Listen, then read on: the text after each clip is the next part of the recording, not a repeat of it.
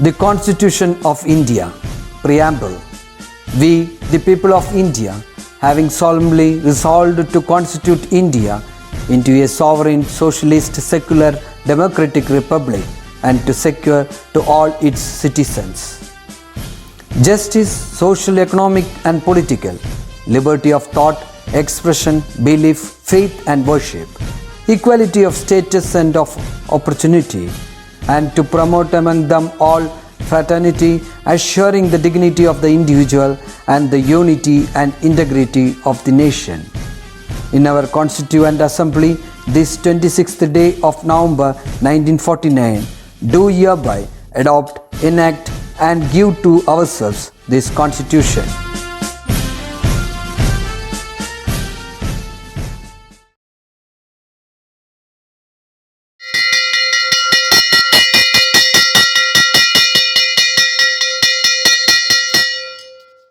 नमस्ते। सब बहुत खुशी है क्या?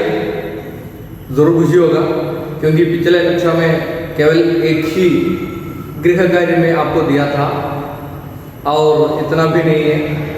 अभी परीक्षा की सूचना आपको मिला है। जब तो परीक्षा की सूचना मिला उस समय आपको बहुत खुशी होगा, क्योंकि परीक्षा में ठीक तरह से भाग लेकर उसमें बहुत ज़्यादा अंक प्राप्त करके हमारा क्षमता सबूत करने का अवसर आपको मिला है। ऐसा सोचकर कभी आपको खुशी होगा? उतना नहीं है ना? ठीक है, तो भी होगा। और पिछले कक्षा में हम स्वास्थ्य के बारे में कहा था। सब लोग अपनी स्वास्थ्य ठीक तरह से पालन किया होगा।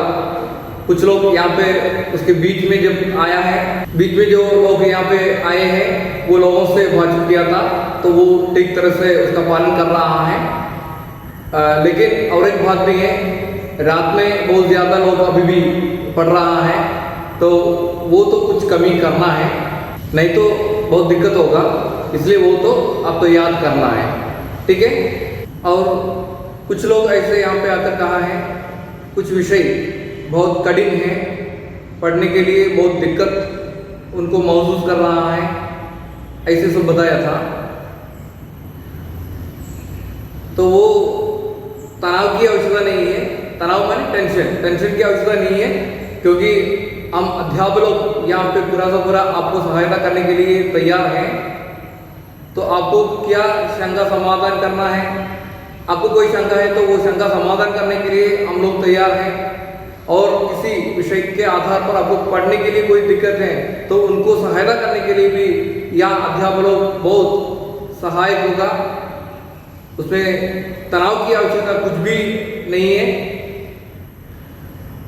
और केवल आपको कक्षा अध्यापक नहीं, आपका सब्जेक्ट अध्यापक माने हर एक विषय के आधार पर जो अध्यापक लोग हैं वो अध्यापकों से आपको बातचीत कर सकता है और प्रधानाध्यापक से भी आपको बातचीत कर सकता है। आपको बुलाना है तो ज़रूर आपको प्रधानाध्यापक को बुलाकर आपकी जो दिक्कत है ये सब आपको कह सकते हैं। इसलिए उसकी तनाव की आवश्यकता नहीं है। आप लोगों को सहायता करने के लिए हम सब लोग तो सभी समय आपके साथ ही होगा। इसलिए आपके मन में जो कुछ है वो सब तो पूरा से पूरा खुलकर कहना है, ठीक है। कई लोग मुझे बुलाकर कहा और कुछ लोग यहाँ पे किताब दिखाने के लिए जब आए उस समय भी कहा था कुछ विषय कठिन है, ये सब बताया था। सबसे पहले मैं हिंदी में भी पूरा सा पूरा हिंदी में भी आके ये सब किया है। उस समय कुछ लोग ऐसे बुलाया था मुझे, और जब यहाँ पे आकर ठीक तरह से वो सीधा मिलाए उस समय भी बताया है कि मैंने पूरा सा पूरा हिंदी में पढ़ाए तो कुछ दिक्कत है, तो मातृभाषा में भी व्याख्या करना है, ऐसा सब बताया था। उसके बाद में पूरा से पूरा मातृभाषा और हिंदी ये सब तो मिलाकर आपको पढ़ाया है, ठीक है। तो कई लोग ऐसा है, तो माने पूरा सा पूरा जो अपने मन में है तो मन की बात भूलकर कहने वाला कई लोग हैं, वो सीधा कहने वाला कई लोग हैं। तो सबको उसका अवसर हमारा विद्यालय में है। सब अध्यापक लोग वो ठीक तरह से स्वीकार करेंगे और आपकी सहायता के लिए आपको जो आवश्यकता है उसके आधार पर पढ़ाएंगे, क्योंकि हमारा विद्यालय स्मैपी स्कूल, स्मार्ट एंड हैप्पी, ठीक है। आपके जैसे लोगों को पूरा सा पूरा लोगों को खुशी बनाने के लिए ये विद्यालय ठीक तरह से चलाते हैं। यहाँ के हर एक अध्यापकों के मंजिल भी ऐसे होते हैं कि आप सब लोग सभी समय खुशी रहना, ठीक है। इसलिए जो कुछ दिक्कत आपको होता है तो वो ठीक तरह से खुलकर आपकी मन की बात कक्षा अध्यापिका और सब विषय के अध्यापिका और यहाँ पे आपका प्रधानाध्यापक, ये सब लोगों से आपको कह सकते हैं। जिसे बुलाकर आपको समस्या के समाधान मिलते हैं, उन लोगों से आपको बुलाकर वो शंका समाधान या आपकी समस्या का समाधान करना है, ठीक है। कभी तो ऐसा लगेगा तो इससे बुला तो क्या होगा, वो क्या सोचेगा, ऐसा नहीं है। यहाँ पे सभी अध्यापक लोग आपको सहायता करेंगे, ठीक है। इसलिए जो कुछ हो आपको खुलकर कह सकते हैं, ठीक है। तो आज की कक्षा शुरू करें। पिछले कक्षा में हम तो राइट टू इंफॉर्मेशन एक्ट माने सूचना का अधिकार अधिनियम 2005 वो पत्र हम लोग पढ़ा है, ठीक है। लेकिन आपके किताब में जो पत्र है केवल वो पत्र, उसका नमूना और किस प्रकार लिखना, उसमें किन किन बातों पे आपको हम तो ध्यान रखना, ये सब कहा है।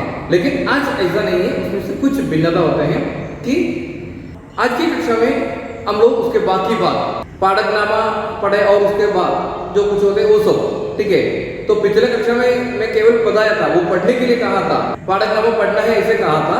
लेकिन आज ऐसा नहीं है, वो पाठकनामा पढ़कर उसके आधार पर जो प्रश्न है वो प्रश्न का नमूना उत्तर ये सब मैं आपको दूंगा, उसके बाद और ज्यादा प्रश्न भी दूंगा, ठीक है।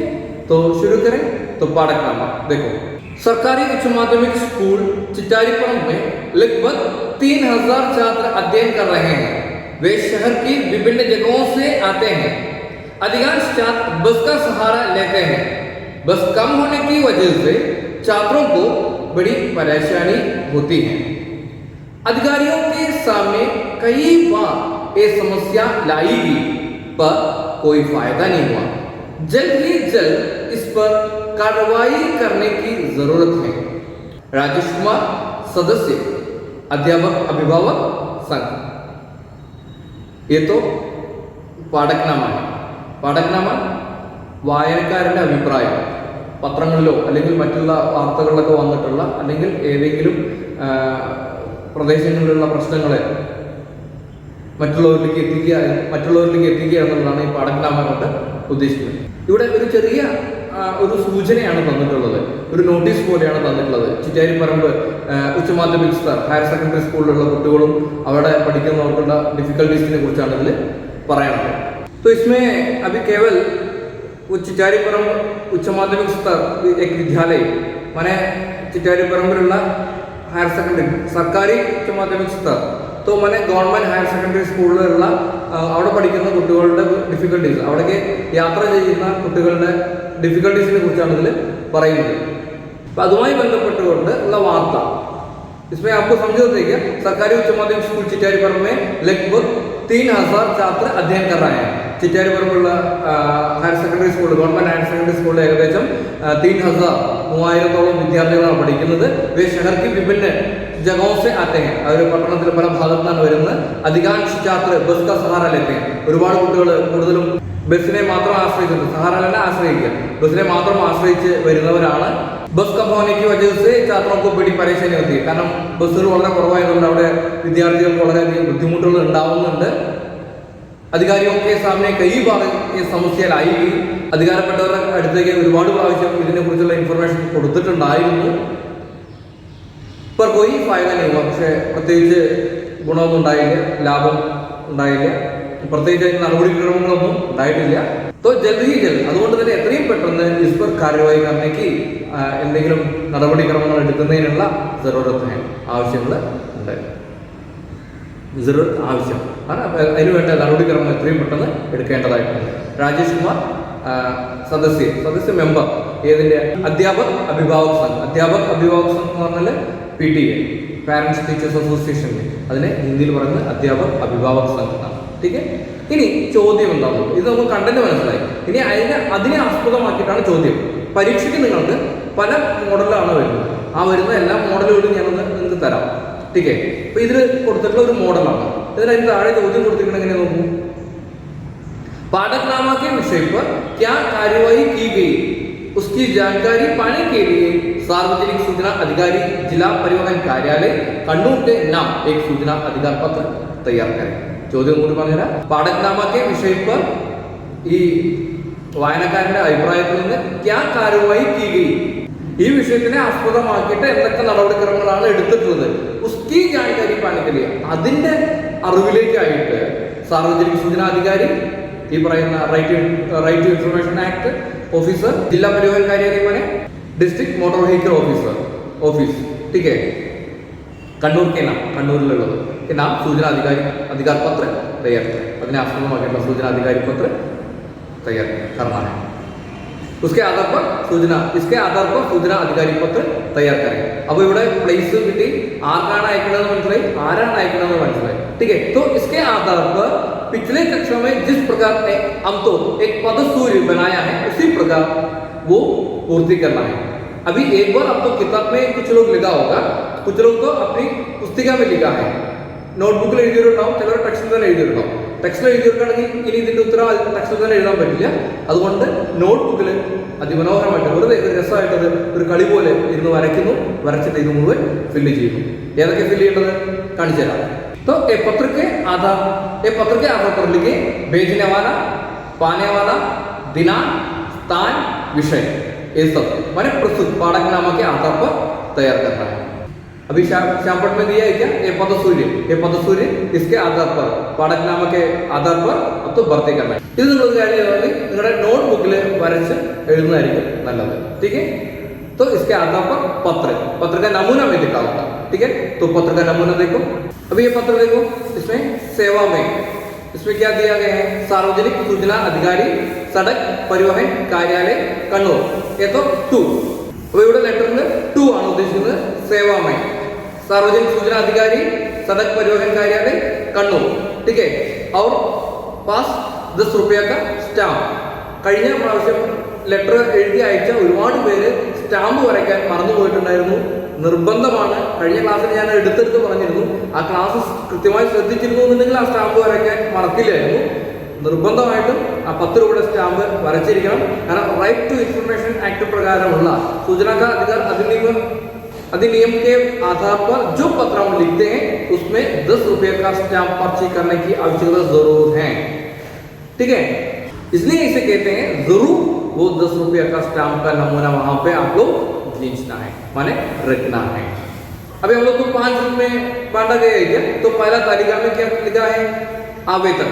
देखो, फिर पहला आवेदक का नाम, यहाँ पे कौन है, राजेश कुमार, और ताका पूरा पता राजेश भवन चिचाड़ीपुरम कन्नूर, ठीक है. हम तो बुद्ध बनाया है, इसमें नहीं दिया तो वही लिखना है. और सूचना का विषय क्या है, बसों की कमी के बारे में सड़क परिवहन कार्यालय द्वारा की गई कार्यवाहियों से संबंधित. और अगला 14 मांगी गई सूचना का विवरण. इसमें हमारा काम बहुत ज्यादा है क्योंकि हम खुद समझकर लिखना है, ठीक है. आपको नमूना के रूप में इतना दिया गया है, इसी प्रकार आप लोग लिखा तो बहुत अच्छा होगा, ठीक है. तो वो देखो 14 क्या लिखा, वो देखो. नगरों से गांव की ओर ज्यादा बसें चलाने के लिए कौन से प्राविधान हैं, എന്തൊക്കെ പ്രാവിധാനം നടപടിക്രമങ്ങളാണ്, സ്റ്റെപ്സുകളൊക്കെയാണ് ഉള്ളത്, സംവിധാനങ്ങളാണ് ഉള്ളത്. विद्यार्थियों की यात्रा संबंधी परेशानियां दूर करने के लिए क्या क्या कार्रवाइयां ली गई हैं. കുട്ടികളുടെ വിദ്യാർത്ഥികളുടെ യാത്രാ പ്രശ്നങ്ങളെ ദൂരീകരിക്കാൻ എന്തൊക്കെ നടപടിക്രമങ്ങൾ എടുത്തിട്ടുണ്ട്, എന്തൊക്കെ സ്റ്റെപ്സുകളാണ് എടുത്തിട്ടുള്ളത്. और अगला स्कूली छात्रों के परिवहन संबंधी कानूनी अधिकार क्या क्या है. വിദ്യാർത്ഥികൾക്ക് ഈ മോട്ടോർ വെഹിക്കിൾ ആക്ട് പ്രകാരമുള്ള നിയമങ്ങൾ എന്തൊക്കെയാണ് അനുശാസിക്കുന്നത് എന്നുള്ളത്, എന്തൊക്കെ നിയമങ്ങളാണ് അനുശാസിക്കുന്നത് എന്നുള്ളത്. ഇനി 4ാമത്തെ, छात्रों के परिवहन अधिकार को लागू करने के लिए परिवहन मंत्रालय द्वारा कौन सी कार्यवाहियां ली गई हैं. छात्रों के परिवहन अधिकार को लागू करने के लिए വിദ്യാർത്ഥികളുടെ ഈ പറയുന്ന മോട്ടോർ വെഹിക്കിൾ ആക്ട് പ്രകാരമുള്ള അധികാരങ്ങളെ ലാഗു करने के लिए നടപ്പിലാക്കാൻ പരിവഹൻ മന്ത്രാലയ motor vehicle officers motor vehicle department द्वारा वഴി कौन सी कार्यवाही ली गई है.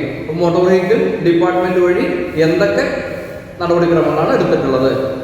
അഞ്ചാമത്തെ, चिटारीपरम में छात्रों की समस्या दूर करने के लिए कौन कौन से कार्य किए गए हैं. ചിറ്റാരിപ്പറമ്പിലെ വിദ്യാർത്ഥികൾക്ക് അവരുടെ പ്രശ്നങ്ങളെ പ്രോബ്ലംസിനെ ദൂരീകരിക്കാൻ വേണ്ടി എന്തൊക്കെ കാര്യങ്ങളാണ് ചെയ്തിട്ടുള്ളത്. ഇങ്ങനെ 5 എണ്ണമായിട്ടാണ് ഉദാഹരണത്തിന് തന്നിട്ടുള്ളത്. ഇതിൽ അഞ്ചാമത്തെ പോർഷൻ എന്ന് പറയുന്നത് സൂചന ടാക് യാ ദസ്തിമേ ടാക് ദ്വാര. അത് നിങ്ങൾക്ക് സാധാരണ എഴുതുന്ന പോലെ തന്നെ എപ്പോഴും ഇത് തന്നെ എഴുതിയാൽ മതി, കുഴപ്പമില്ല. അവസാനം ആവേദക്, हस्ताक्षर राजेश कुमार, सदस्य अध्यापक अभिभावक संघ GHSS चिटारीपरम कണ്ണൂർ. यहाँ पे कണ്ണൂർ और तारीख, प्लेस, डेट. ठीक है. ഇവിടെ മോഡൽ ഏറ്റവും താഴത്തെ ഭാഗത്തെ മോഡലിൽ ചെറിയൊരു മാറ്റം ഞാൻ വരുത്തിയിട്ടാണ് ചെയ്തിട്ടുള്ളത്. ഒരുപക്ഷെ നിങ്ങളുടെ ടെക്സ്റ്റിൽ പരിപൂർണമായിട്ടുണ്ടാവില്ല. പഴയ കാലത്ത് ആദ്യം ടെക്സ്റ്റ് ഇറങ്ങിയ കാലത്ത് ഇത് മുഴുവനായിട്ടാണ് ഉണ്ടായിരുന്നത്. അതുകൊണ്ട് ആ ഒരു മോഡൽ കൂടി ഞാൻ ഇതിൽ ചേർത്തതാണ്. നിങ്ങൾക്ക് ഏതാ കംഫർട്ട് ചെയ്യാം. നിങ്ങളുടെ ടെക്സ്റ്റിൽ ഇപ്പോൾ ഉള്ള മെത്തേഡ് ആണെങ്കിലും ഒരു പ്രശ്നമില്ല. ഇത്രയും കൂടി എഴുതുകയാണെങ്കിൽ നല്ലത് എന്നുള്ള രീതിയിൽ ഈ മോഡൽ ഞാൻ കാണിച്ചു എന്നും വന്നു. അപ്പോൾ ടെക്സ്റ്റിലുള്ള ചോദ്യവും അതിൻ്റെ ഉത്തരവും ഞാൻ പറഞ്ഞു തന്നു കഴിഞ്ഞു. ഇനി നിങ്ങൾക്ക് ചെറിയ രീതിയിൽ കളിക്കാനുള്ള ഒരു 4-5 ചോദ്യങ്ങളാണ് തരുന്നത്. അപ്പോൾ ഇതൊക്കെ ഒരു ഹോംവർക്ക് ആണെന്നുള്ള രീതിയിൽ ഒന്നും നിങ്ങൾ കാണണ്ട. നമുക്ക് കളിക്കാനുള്ള, കാരണം ഗവൺമെന്റുമായി ബന്ധപ്പെട്ടുകൊണ്ടുള്ള പല പ്രശ്നങ്ങൾക്ക് നമുക്ക് എങ്ങനെയൊക്കെ ചോദ്യങ്ങൾ ചോദിക്കാം, ഏതൊക്കെ കാര്യങ്ങൾ നമുക്ക് കൈകടത്തലുണ്ട്, ഈ വക കാര്യങ്ങളൊക്കെ അറിയാൻ നമ്മൾ സ്വയം കണ്ടെത്തി എഴുതുന്നതാണ്. അല്ലെങ്കിൽ ഗവൺമെന്റിനോട് എനിക്ക് ഇന്നതൊക്കെ ചോദിക്കാം എന്ന രീതിയിൽ ഒരു അധികാരത്തോടു കൂടി അല്ലെങ്കിൽ ഒരു രസകരമായി എടുത്തുകൊണ്ട് നിങ്ങൾ ഈ ചോദ്യങ്ങൾക്കൊക്കെ ഉത്തരം എഴുതുക. അപ്പോൾ അത് വളരെ രസകരമായി തോന്നും. തന്നിരിക്കുന്നത് ഹോംവർക്കാണ്, അതിൻ്റെ ചോദ്യമാണിത്, അതിൻ്റെ ഉത്തരമാണ് ഞാൻ എഴുതേണ്ടത് എന്നൊക്കെ തോന്നുമ്പോൾ നമുക്ക് ആകെ അങ്കലാപ്പായിരിക്കും, നമുക്ക് ബുദ്ധിമുട്ടുകൾ തോന്നും, അതൊരു ഡിഫിക്കൽട്ടീസ് ആയി തോന്നും, വെറുപ്പ് തോന്നും, പഠിപ്പിക്കുന്ന അധ്യാപകർക്ക് വെറുപ്പ് തോന്നും. അപ്പോൾ അതില്ലാതിരിക്കാൻ ഉള്ള ഒരേ ഒരു വഴി ഇത്രയേ ഉള്ളൂ. നിങ്ങളിതിനെ ഒരു കളിയായിട്ട് എടുക്കുക. ആദ്യത്തെ ചോദ്യം എടുക്കുന്നു, ആദ്യത്തെ കളി കളിക്കുന്നു. കാരണം അപ്പോൾ ആദ്യത്തെ ചോദ്യങ്ങളൊക്കെ വായിച്ചതിന് ശേഷം ഇത് ഏത് ഡിപ്പാർട്ട്മെന്റുമായി ബന്ധപ്പെട്ടതാണ്, അവിടെ എന്തൊക്കെ ചോദ്യങ്ങൾ ചോദിക്കാം, അത് കണ്ടെത്തുന്നു, രസകരമായിട്ട് അതൊക്കെ എഴുതുന്നു. അത് കഴിഞ്ഞ് രണ്ടാമത്തെ ചോദ്യം എടുക്കുന്നു. ആവശ്യം കൂടുതലാവുകയാണ്, വേഗം ഇത് കഴിഞ്ഞിട്ട് വേണം അടുത്തത് നോക്കാൻ എന്ന് പറഞ്ഞിട്ട് അതിൻ്റെ രണ്ടാമത്തെ ചോദ്യം നോക്കുന്നു, അത് എഴുതുന്നു. 3, 4, 5 ഇങ്ങനെ എല്ലാം എഴുതി കഴിയുമ്പോൾ ഹായ് എന്ത് രസം, പബ്ലിക് എക്സാമിനേഷൻ ഞാൻ ഇതുപോലെ എഴുതും, എന്നിട്ട് അതിൻ്റെ ഫുൾ മാർക്ക് ഞാൻ വാങ്ങും എന്ന ആത്മസംതൃപ്തിയോടുകൂടി നമ്മൾ എന്നിട്ട് പിരിയുകയും ചെയ്യും. ठीक है. ठीक है. तो अगला प्रश्न पाठकनामा के जैसे दिया गया है. अगला प्रश्न देखो. विजयनगर में पानी बहुत कम मात्रा में आता है और वो भी अशुद्ध होता है. इस संदर्भ में हम समय समय पर अधिकारियों का ध्यान इस और आकर्षित कराते आए हैं, लेकिन किसी ने भी इस और ध्यान नहीं दिया तथा अभी तक कोई कार्यवाही भी नहीं हुई. अजय शर्मा 75/496 जयपुर. पाठकनामा के विषय पर क्या कार्यवाही की गई, जानकारी पाने के लिए सार्वजनिक सूचना अधिकारी लोक कर्म विभाग जयपुर के नाम एक सूचना अधिकार पत्र तैयार करें. ഇത് ഹാഫ് ഇയർലി എക്സാമിനേഷൻ 2014 ചോദിച്ചിട്ടുള്ള ചോദ്യമാണ്. ആ ചോദ്യം തന്നെയാണ് തന്നിരിക്കുന്നത്. അപ്പോൾ പരീക്ഷയ്ക്ക് ഇതുപോലുള്ള ചോദ്യങ്ങളാണ് വന്നിട്ടുള്ളതെന്ന് കൂടി അറിയാൻ വേണ്ടിയിട്ടാണ് ഈ ചോദ്യം തന്നെ തന്നിട്ടുള്ളത്. 8 മാർക്കിനാണ് ഈ ചോദ്യം വരുന്നത്. ഈ ചോദ്യം ഇല്ലാത്ത ക്വസ്റ്റ്യൻ പേപ്പർ ഉണ്ടായിരിക്കില്ല, യാതൊരു സംശയമില്ല. അതുകൊണ്ട് നിർബന്ധമായിട്ടും ഇതുപോലുള്ള മോഡലുകൾ ഞാൻ എന്തായാലും 4-5 മോഡലുകൾ തരുന്നുണ്ട്. ഈ ഒരു മോഡൽ നിങ്ങൾ എഴുതുക. ठीक है. और अगला प्रश्न, सब्जियों में विषैली वस्तुओं का प्रयोग. शीर्षक അശോക് നഗർ. ഒരു പത്രവാർത്തയാണ്, അതുകൊണ്ടാണ് ഇവിടെ ഹെഡിങ്ങും അതുപോലെ തന്നെ പ്ലേസും ഒക്കെ കൊടുത്തിരിക്കുന്നത്. അപ്പോൾ ഇത് മറ്റൊരു മോഡലിലാണ് ഈ ചോദ്യം വന്നിരിക്കുന്നത്. रामपुरा से केरल में आ रही सब्जियां में विषैली रासायनिक वस्तुओं का प्रयोग कर रहे हैं. केरल के अधिकांश लोग इस बात से वाकिफ नहीं है. खाद्य पर जितने भी रासायनिक वस्तुओं का प्रयोग हो रहा है वे स्वास्थ्य के लिए हानिकारक हैं, कैंसर जैसी बीमारियां बढ़ाती हैं. श्रीमती सरला देवी 8/375 अशोकनगर कोटयम. रासायनिक प्रयोगों को रोकने के लिए तो सरकार की ओर से की गई कार्यवाही की सूचना पाने के लिए राज्य खाद्य सुरक्षा commissioner, state food safety commissioner Thycaud Thiruvananthapuram के नाम एक सूचना अधिकार पत्र लिखती हैं. मॉडल एग्जाम 2015 2015 മോഡൽ എക്സാമിനേഷൻ ചോദിച്ച ചോദ്യമാണ്.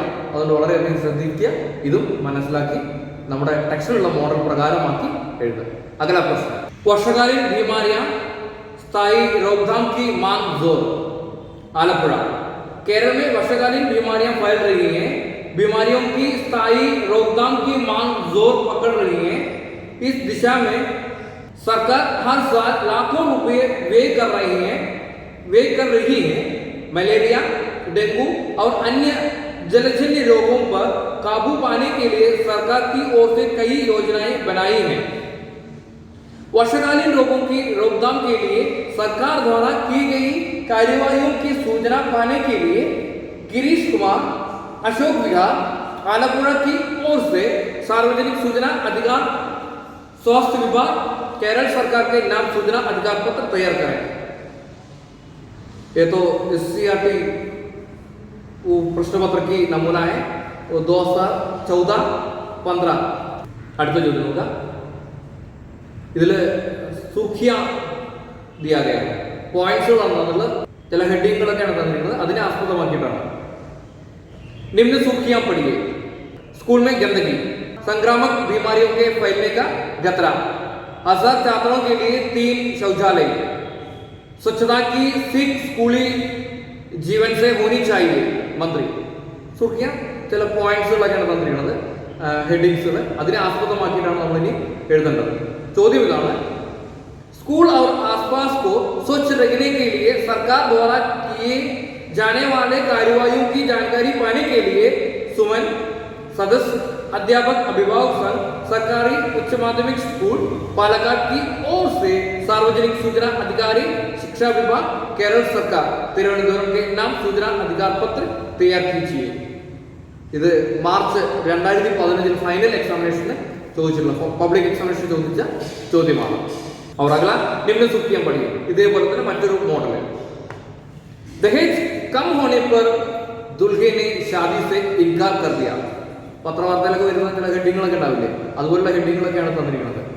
दहेज मांगा, युवक की गिरफ्तारी, अरेस्ट ചെയ്യുന്നതാണ്. दहेज के विरोध में महिलाओं का जुलूस, स्त्रीകളുടെ जुलूस ज्यादा. सार्वजनिक सूचना अधिकारी समाज कल्याण मंत्रालय नई दिल्ली के नाम दहेज प्रथा पर कानूनी रोक के संबंध में सूचना पाने के लिए मनीषा परवीन, राजविहार, तिरुवनंतपुरम सूचना का अधिकार पत्र तैयार करते हैं, वो पत्र तैयार करें. तो आपकी भाषा के लिए और एक प्रश्न भी. निम्न सूचियां पढ़िए. देश में नारी उत्पीड़न पर रोक की जरूरत. नारी उत्पीड़न रोकने के लिए सरकार कटिबद्ध. नारी उत्पीड़न कानूनी दंड अपर्याप्त. ചോദ്യങ്ങൾ കാണുമ്പോൾ മനസ്സിലായിട്ടുള്ള ഹെഡിങ്സ് ഒക്കെ തന്നിട്ടുള്ളത് ഈ താഴെ കൊടുത്തിരിക്കുന്നു. कुमारी अंजलि 13C बार कन्नूर, नारी उत्पीड़न रोकने की दिशा में सरकार की ओर से की गई कार्यवाहियों की सूचना पाने के लिए सार्वजनिक सूचना अधिकारी गृह विभाग केरल सरकार के नाम सूचना अधिकार पत्र तैयार करते हैं, वो पत्र तैयार करें. SCERT സാമ്പിൾ ക്വസ്റ്റ്യൻ പേപ്പറിന്റെയും അതുപോലെ തന്നെ 2014-15 വർഷങ്ങളിൽ ചോദിച്ച ചോദ്യം കൂടിയാണ്. ठीक है, तो आज की कक्षा केवल इतना है. केवल कुछ प्रश्न और हमारा किताब में जो प्रश्न दिया उसका नमूना इस सब में दिया गया है. और अगला हफ्ता में कभी तो पूजा के जरिए हम तो कक्षा नहीं चलाएंगे, लेकिन इसलिए मैं तो कुछ ज्यादा प्रश्न अभी आपको दिया है. ठीक है, तो आपको जो समय है समय के आधार पर आप लोग, क्योंकि अगला शनिवार में कक्षा नहीं होगा, इसलिए वो शनिवार के बाद जो दिन होते हैं उसी दिन बाकी माने इसमें जितना प्रश्न में दिया तो आधा पहला माने, तो इसमें जितना दिया उसमें पहला भाग माने कुछ प्रश्न पहला लिखना है तो 4 प्रश्न पहला लिखना है, बाकी अगला. तो पहला 4 प्रश्न तो माने अगला दिन आपको लिखकर मुझे भेज देना है, तो बाकी अगला हफ्ता में. कोई दिक्कत है तो आपकी इच्छा के अनुसार कुछ पहला हफ्ता में और कुछ तो अगला हफ्ता में. तो पूरा से पूरा आपकी इच्छा के अनुसार करने की इच्छा है मुझे, इसलिए मैं पूरा से पूरा आपको भेज दिया है, पूरा से पूरा आपको सौंप दिया है. ठीक है, तो आपकी मर्जी है, लेकिन पूरा से पूरा प्रश्नों का उत्तर लिखना है. ठीक है, लेकिन मुझे विश्वास है, मुझे भरोसा है आप लोगों से जरूर आप लोग ठीक तरह से ठीक समय पे पूरा से पूरा प्रश्न का उत्तर लिखेंगे. ठीक है, तो आज की कक्षा केवल इतना है. तो धन्यवाद सबको और अच्छे दिन की शुभकामनाएं. ठीक है, तो बाय.